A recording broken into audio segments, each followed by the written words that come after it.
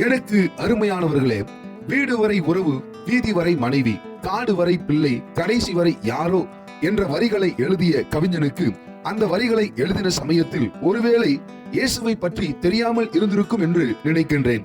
பரிசுத்த தேவனும் உயிர் தெழுந்த ஆண்டவருமாகிய இயேசு கிறிஸ்துவை அறியாதவர்களுக்கு ஒருவேளை கவிஞன் சொன்னபடி கடைசி வரை யாரோ என்ற வரிகள் பொருந்தலாம்.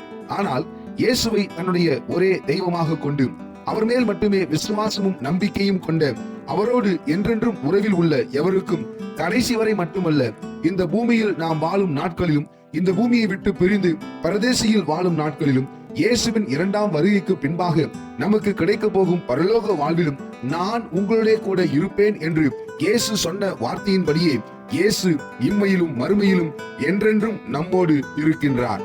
பரிசுத்த வேதாகமத்தில் இயேசு சொல்லுகின்றார், நான் எப்பொழுதும் உங்களுடைய இருப்பேன் என்பதில் உறுதியாயிருங்கள்.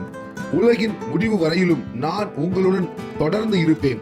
நீ உயிரோடு இருக்கும் நாளெல்லாம் நான் உன்னோடும் இருப்பேன். நான் உன்னை விட்டு விலகுவதும் இல்லை, உன்னை கைவிடுவதும் இல்லை.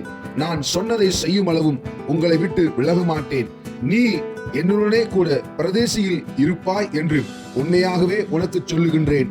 நான் போய் உங்களுக்காக இடத்தை ஆயத்தம் பண்ணின பின்பு நான் இருக்கிற இடத்திலே நீங்களும் இருக்கும்படி நான் மறுபடியும் வந்து உங்களை என்னிடத்தில் சேர்த்துக் கொள்வேன் என்று நமக்கு வாக்குறுதி அளித்திருப்பதை நாம் காண முடியும்.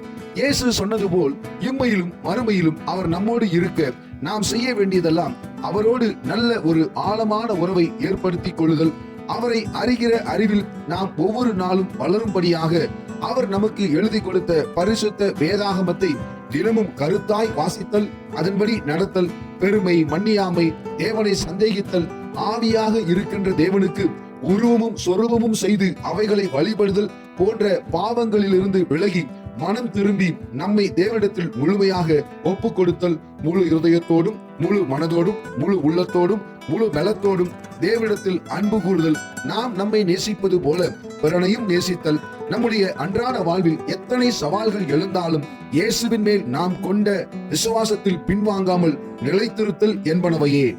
இப்படித்தான் பரிசுத்த வேதாகமத்தில் ஏனோக்கு என்கிற ஒரு தீர்க்கதரிசி இருந்தான். தன்னுடைய வாழ்க்கையின் கடைசி பகுதியான கிட்டத்தட்ட 300 வருடங்கள் தேவனோடே கூட நடக்கிறவனாய் காணப்பட்டான். அத்தோடு மட்டுமல்லாமல் ஒரு நாளிலே சரீர மரணத்தை அவன் சந்திக்காமலேயே தேவன் அவனை தன்னோடு சேர்த்து கொண்டார் என்பதையும் நாம் காண முடிகின்றது. இந்த ஏனோக்கு தேவன் மேல் முழு நம்பிக்கையும் விசுவாசமும் கொண்டவனாக மாத்திரம் இல்லாமல் அவரோடு மிக நெருங்கிய உறவில் இருந்தது நிமித்தமாக ஏனோக்கால் பரிசுத்த தேவனோடு 300 வருடங்கள் சஞ்சரிக்க முடிந்தது. மேலும் தேவனால் எடுத்துக்கொள்ளும்படியான பாக்கியமும் அவனுக்கு கிடைத்தது.